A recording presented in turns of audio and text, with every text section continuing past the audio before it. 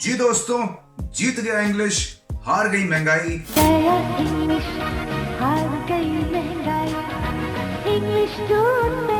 बल्कि इस केस में तो जी जीत गया इंग्लिश और हार गई ये कबर आजमाई।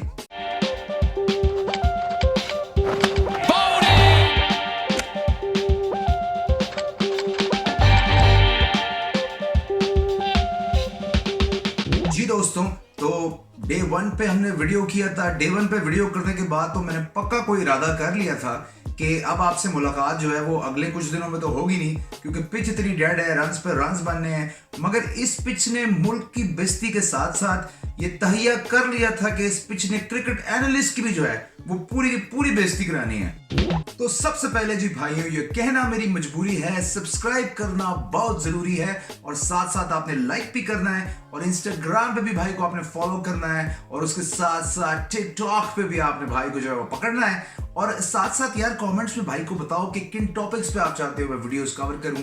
टिकटॉक का फॉर्मेट थोड़ा रॉ है, तो वहां पे हम वैसी जुगतबाजियां मारते रहते हैं, तो आपको किसी चीज पे अगर भाई का इनपुट चाहिए तो वहां भी आप मुझे बता सकते हैं। उसके अलावा यूट्यूब पे हम बहुत से एरियाज एक्सप्लोर कर रहे हैं, तो आप मुझे आइडियाज दे सकते हैं, बता सकते हैं। कमेंट करना उसके लिए ना बहुत जरूरी है। विदाउट कमेंट कैसे मुझे पता चलेगा? सपनों में तो आप मेरे आने वाले नहीं हैं। तो कमेंट करके बताएं कि आप क्या चाहते हैं भाई से और क्या आपकी उम्मीदें हैं आने वाले वक्तों के लिए। हम जी बचपन में कुछ और ही कहानियां सुन सुन के बड़े हुए थे, टीपू सुल्तान के बारे में और किसी और के बारे में। मगर हमारे बच्चे जो कहानियां सुनेंगे वो सुनेंगे बेन स्टोक्स की हिम्मत और बहादुरी की। कि जी एक बंदा था बेन स्टोक्स, जिसने पिंडी के अंदर आके कोई नहायत ही दिलेर किस्म के जो है वो डिसीजंस लिए। माशाल्लाह जी माशाल्लाह। मेरा नहीं ख्याल टेस्ट क्रिकेट की तारीख में मैंने कभी इतनी बोल्ड, स्ट्रॉन्ग और जिसे कहते हैं ना ब्रेव किस्म की मूव जो है वो पहले कभी नहीं देखी। मैंने कभी नहीं देखी। तो जी बेन स्टोक्स को जो है वो दाद देनी पड़ेगी और बेन स्टोक्स के जो अंडे हैं उनका कुछ हिस्सा निकाल के जो है वो तबर्रुक के तौर पे पीसीबी को दिया जाएगा कि मैनेजमेंट जो है वो इसका थोड़ा सा इस्तेमाल करें और शायद इस बहाने इनके अंदर थोड़ी हिम्मत और दिलेरी जो है वो पैदा हो जाए। दोस्तों ये जो मैच था ना, ये था दो आइडियोलॉजीज के बीच में, जो दो स्कूल ऑफ थॉट्स हैं। खैर मैं क्यों अंग्रेजी में बात करने लगा, उर्दू में बात कर लेते हैं। दो सोचों के बीच में, मतलब मैं तो सिकंदर बख्ताना बनूं ना, जो मतलब लाहौर में भी पिंडी में भी बॉबी के पीछे ही पड़ गया ना। मतलब यार पाकिस्तान में टेस्ट मैच हो रहा है भाई, तू अगला टेस्ट मैच हार के आ रहा है, अभी तूने उससे जरूर अंग्रेजी बुलवानी है भाई, उर्दू में बात कर ले उससे। ये हमारे लड़के एमसीकी जाके जो है वो उर्दू में जो है वो काम चला लेते हैं। तू इधर पिंडी के अंदर टेस्ट मैच चल रहा है, बड़ी तुझे अंग्रेजी सूझ रही है लड़के? To be honest, we are lose at early wickets. तो ये टेस्ट मैच था दो सोचों के बीच। एक जिसने ये तहैया किया हुआ था कि हमें टेस्ट क्रिकेट को बचाना है, राइट, हमें टेस्ट क्रिकेट को सेव करना है, हमें टेस्ट क्रिकेट की हिफाजत करनी है। और दूसरी सोच वो ये थी कि जी हमने क्रिकेट को ही मार देना है। मतलब ऐसी पिचें बना के हमारी सोच यही थी कि जी हमने इज्जत बचानी है अपनी, मैच गया भाड़ में। तो ये दो आइडियोलॉजीज थी जिनके दरमियान जो है वो मैच हो रहा था, इन दो सोचों के बीच। और वाकई जी दाद देनी पड़ेगी बेन स्टोक्स की टीम को, जिन्होंने इस मरी हुई पिच पे भी जो है वो रिजल्ट आपको निकाल के दिया है। तो ये वाकई एक कमाल बात है। और देखा जाए तो कुछ भी हो सकता था। आखिरी दिन पाकिस्तान को मेरे ख्याल से 260 जो है वो कोई 260 के करीब रन करने थे और ये रन बन भी सकते थे। बेन स्टोक को ये बात मालूम भी थी और फ्री फंड में जो है वो हमें ये गेम मिल भी सकती थी। मगर वो कहते हैं ना जी, bigger the risk bigger the reward है जी, कि जितना बड़ा आप रिस्क लोगे, जितनी बड़ी आप सैक्रिफाइस दोगे, उतनी बड़े जो है वो रिवॉर्ड के चांसेस हैं। और हमसे आप ये उम्मीद नहीं कर सकते जी, हम ऐसा रिस्क कभी जिंदगी भी नहीं लेंगे। हमें तो बचपन से सिखाया जाता है भाई, रिस्क ना लो भाई, एरियल लो। तो हम तो ये सुन सुन के बड़े हुए, हम रिस्क नहीं ले सकते। अगले गेम के लिए जी क्यूरेटर ने जो है वो इरादा किया है कि गज़वा खंदक से मुतासर होके वो जो है पिच के इर्द गिर्द खंदक ही खोद देंगे वो, राइट, कि इंग्लिश टीम जो है वो पहुंच ही ना सके पिच पे और पाकिस्तान गेम जीत जाए। मगर हमें पूरी उम्मीद है कि बेन स्टोक्स एंड कंपनी इसका भी कोई ना कोई जो है वो हल फिर निकाल ही लेंगे। तो जी पहले तो सीधा हम रिकैप कर लेते हैं डे 2, डे 3, डे 4 का। पाकिस्तान ने खेला तो फिर हमारे बॉयज ने भी शेरों की तरह, बस थोड़े से पालतू एंड स्लो लायंस की तरह। मगर कोई बात नहीं जी, हम जिस तरह खेल सकते हैं हमने वैसे ही खेलना है। हमारा वो स्किल लेवल नहीं है तो हमने जैसे खेलना था हमने वैसे ही खेला। मेरे ख्याल से डे 4 के आगाज तक 550 रन जो है वो पाकिस्तान ने बनाए, 550 के करीब 78 रन की इंग्लिश जो है वो लीड थी। तो मेरे ख्याल से यहाँ तक तो कहानी जो है ना वो बिल्कुल मेरे ख्याल से काफी बैलेंस नजर आई। अब्दुल्ला शफीक, इमाम, बॉब्स, तीनों बॉयज ने जो है वो जबरदस्त किस्म की 100 लगाई। तो यहाँ तक जी सही है। हम भले इंग्लिश टीम की तरह तेज नहीं खेले, उसके सिंपल रीजन है क्योंकि हम खेल नहीं सकते ना भाई। T20 वर्ल्ड कप में हम जिस स्ट्राइक रेट पे खेल रहे हैं, तुम कह रहे हो टेस्ट मैच में उससे भी 2 गुना लंबे स्ट्राइक रेट पे खेलो ना जी ना। जो हमारा स्किल लेवल है, जिस तरह हम खेलते हैं, और किसी ने कोई लिख के तो कहा नहीं है कि जी अब उन्होंने तेज खेल लिया तो आपने भी तेज खेलना है। नहीं जी, कोई मसला नहीं है। हमने अपने स्टाइल से खेला, 550 के करीब रन ठोके, विच इज वेरी गुड। क्योंकि किसी भी पिच पे 550 करना, भले ही वो जितनी कब्रिस्तान विकेट हो, 550 करना रिक्वायर्ड स्किल, और वो हमने करके दिए। तो यहां तक तो इक्वेशन जो है वो काफी बैलेंस नजर आई, और यही नजर आया कि ये गेम जो है वो एंड में ड्रॉ ही होना है। तो ये है जी हम डे 4 के आगाज पे। अब जी डे 4 पे जो इंग्लिश सेकंड इनिंग्स के आगाज पे हुआ है, ये था जी आउट ऑफ सिलेबस। मतलब यार, इन लड़कों को कौन से गन्ने का जूस पिला के उतारा है ग्राउंड में, 1000 ग्राम वायग्रा खिला के नहीं उतारा है भाई। माशाल्लाह कोई 34-35 ओवर में 270 के करीब स्कोर लगा दिया है। मतलब यार, इतना तेज तो ये जो है वो T20 वर्ल्ड कप में नहीं खेले थे। और उसके बाद जी जो डेक्लेरेशन आया है बेन स्टोक्स की तरफ से, इस बहादुर डिसीजन के बाद मैं कहता हूं जन्नत के बागों में बैठे हर पुलिस के मुंह से भी जो है ना वो निकल ही गया कि और तेरी बेन स्टोक्स। अच्छा, वैसे इंग्लिश टीम को दाद तो देनी पड़ेगी यार कि जिस बहादुरी से उन्होंने ये डिक्लेरेशन का डिसीजन लिया। और बहुत सी सिचुएशन में ऐसा होता है ना कि जब कोई बात ना बन रही हो ना, तो आप अगले को इंटिमिडेट करते हैं अपने बोल्ड मूव से, अपनी बहादुरी से, कि अगले का वैसे ही ना सूसू निकल जाता है पतलून में। तो यही हुआ। हम तो वैसे ही इन जनरल अगर देखा जाए तो हम थोड़ा सा वैसे ही बैकफुट पे जर्नी रहे इस पूरे टेस्ट मैच में। हमने टेस्ट मैच बचाने की कोशिश की, इंग्लैंड ने टेस्ट मैच जीतने की कोशिश की।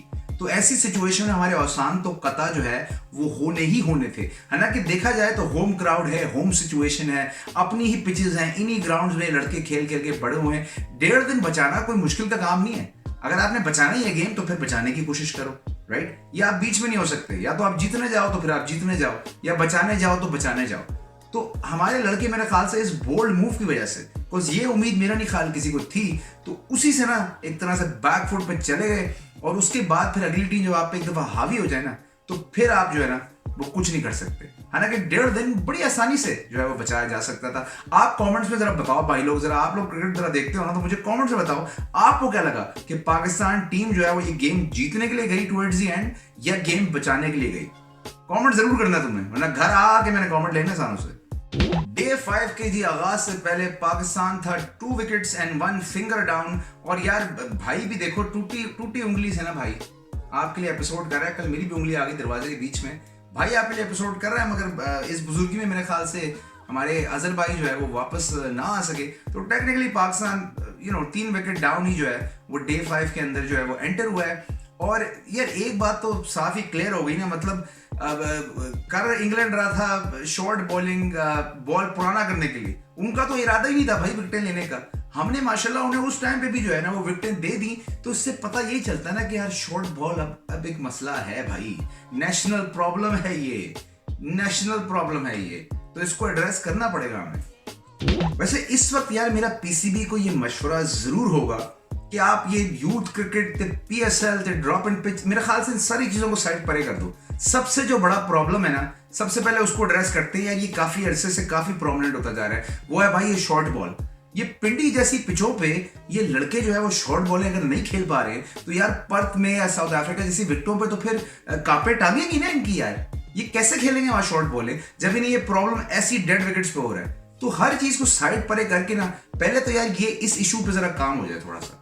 डे 5 पर जी थोड़ी सी रेजिलियंस नजर आई, मगर वही कहते हैं जिससे नजर आया कि मैच जो है वो बचाने की अब कोशिश की जा रही है। एक अच्छा स्टैंड नजर आया रिजवान और साउथ शकील के बीच में, जहां स्पिनर्स आते ही रिजवान ने थोड़ा चार्ज लिया और लंच तक जाते जाते सिचुएशन काफी बैलेंस नजर आई।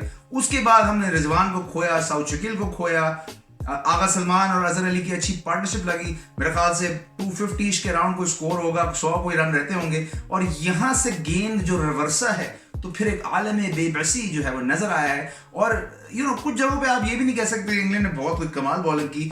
ज्यादातर बैट्समैन हमारे ऑन द बैक फुट नजर आए, जंपे मार मार के फ्रॉग ड्राइव्स जो है वो खेल रहे थे।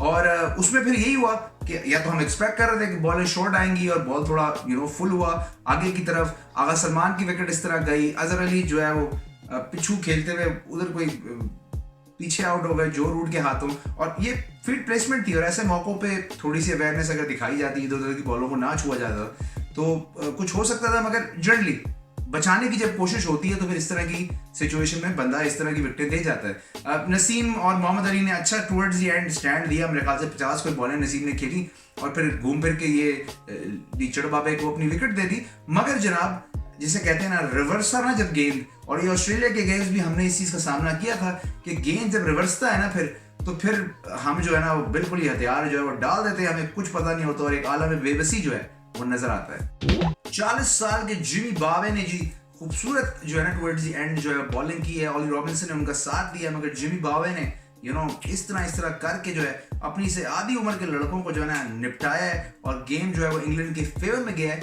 और यार वैसे जिस तरह इंग्लैंड ने रिजल्ट कल्टिवेट करने की ना जो काश्त जिन्होंने जो लगाई थी उसको बोने की जो है वो कोशिश की है इन्होंने, तो ये विक्ट्री जो है ना उनके फेवर में जो है वो जाती है बिल्कुल। और इंग्लैंड का ही बनता था ये टेस्ट मैच जीतना, को शुरू से उन्होंने कोशिश की कि किसी तरह हम रिजल्ट जो है वो इस पे एक्सट्रैक्ट करें। और जहां हमारे बल्लेबाज सीधे बल्ले से खेलने में जो है ना वो परेशानी हो रही थी उन्हें, उधर जो रूट ने हमें उल्टे बल्ले से जो है ना वो खेल के ये प्रूफ किया है कि भाई कुछ भी हो सकता है, कुछ भी हो सकता है, कुछ भी हो सकता है, कुछ भी हो सकता है।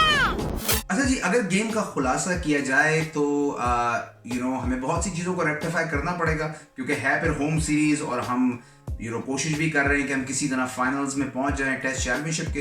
तो कुछ चीज़ों को जो है वो रेक्टिफाई अब करना पड़ेगा। बाबर ने मैच के बाद कहा कि हम चाह रहे थे हमें एक टर्निंग विकेट मिले, ये हमारी प्लानिंग थी, मगर पिच वैसी मिल नहीं पाई हमें। रमीज राजा कहते हैं अभी हम कोई कोसों साल पीछे हैं ये पिच बनाने की आर्ट में। यार मेरा नहीं ख्याल, इस पिच को देख के मुझे कहीं से लगा नहीं कि ये टर्निंग विकेट की जो है वो कोशिश हो रही थी, क्योंकि पिच तो बिल्कुल डेड फ्लैट था यार। अगर आपने टर्निंग विकेट ही बनाना है तो मेरा नहीं ख्याल कोई इतना कोई बड़ा रॉकेट साइंस है। पाकिस्तान में जगह जगह आपको टर्निंग विकेट्स मिल जाएंगी, इतना तो हम सारे थोड़ा बहुत जानते हैं यार कि क्रैक्स अगर पिच में ज्यादा हो, थोड़ी सी डस्टी हो पिच तो वो थोड़ी सी टर्निंग साइड पे होती है, तो आप इस पे एक आधा गेम करा देते कुछ टाइम पहले यार, तो वैसी जो है पिच ने खुल के फट जाना था, उस पर रोलर वोलर मार देते, वो उस पर बड़े बड़े क्रैक्स आ जाते। इतनी मेरा नहीं ख्याल कोई ये रॉकेट साइंस थी कि अगर आपने कोई टर्निंग विकेट बनाना है तो आपको इतनी कोई डिफरेंट चीजें अप्लाई करने की जरूरत थी। तो मेरे ख्याल से पीसीबी को ये रेक्टिफाई करना पड़ेगा कि यार क्या वजूहत हैं कि हमें वो पिचेस नहीं मिल पा रही हैं। ऑस्ट्रेलिया अभी खेल के गया है, उन्होंने होम कंडीशंस को हमारी ज्यादा बेहतर एक्सप्लॉइट किया। दोनों सिचुएशंस में गेम हमारे हाथ में थे। ऑस्ट्रेलिया के अगेंस्ट भी हम गेम जीत सकते थे, इंग्लैंड के अगेंस्ट भी गेम तो प्रेजेंट हुआ था हमें जो हम जीतने की कोशिश कर सकते थे, मगर हम फिनिश नहीं कर पा रहे हैं। हालांकि क्राउड भी हमारे साथ है, पिचे भी जो हैं वो एक तरह से हमारे साथ ही है ना, इन्हीं पिचेस पे खेल खेल के हम बड़े हुए हैं। तो क्या वो रीजंस हैं कि ऑपोजिशन जो है वो हमारी होम कंडीशन को बेहतर एक्सप्लॉइट कर पा रही है और हम नहीं कर पा रहे? तो ये बड़ी जरूरी चीजें हैं जिनको अगले आने वाले टेस्ट मैचेस तक हमने रेक्टिफाई करना है जनाब। उम्मीद करते हैं जी अगले टेस्ट मैच तक पाकिस्तान को कोई बेहतर जो है वो माली मिल जाए, बिकॉज अभी तक तो लग रहा है किसी सिविल इंजीनियर से ये पिचे बनवा रहे हैं, बिल्कुल ही मतलब फ्लैट सीमेंट डाल के पता नहीं क्या बनाया जा रहा है। तो बहरहाल जी उम्मीद करते हैं कि अगली दफा क्यूरेटर से बेहतर डिस्कशंस होंगे। अब पाकिस्तान को जनाब टेस्ट चैंपियनशिप के फाइनल्स में रहने के लिए अगले 3 टेस्ट मैचेस को जीतना है, तो पाकिस्तान जो है वो फाइनल्स भी खेल सकता है। विदाउट शाहीन विदाउट हारिस, दोनों बॉयज इंजर्ड हैं, तो अब देखना होगा। खबरें गर्दिश कर रही हैं कि जी हसन अली और मोहम्मद अब्बास की शायद वापसी हो सकती है, मीर हमजा की भी जो है वो बात की जा रही है। तो देखते हैं कि पाकिस्तान अब किसे पिक करता है, आगे चल के हमारा क्या बॉलिंग लाइनअप होगा और क्या हिकमत अमली होगी। कमेंट्स में आपने जरूर बताना है जी के अगले मैच तक आपके लिए क्या लेके आए क्या नहीं लेके आए, हम तो उधर बैठे ही आपके लिए भाई। तो जनाब जी के आउट, और आपसे इंशाल्लाह मिलते हैं अगले एपिसोड में।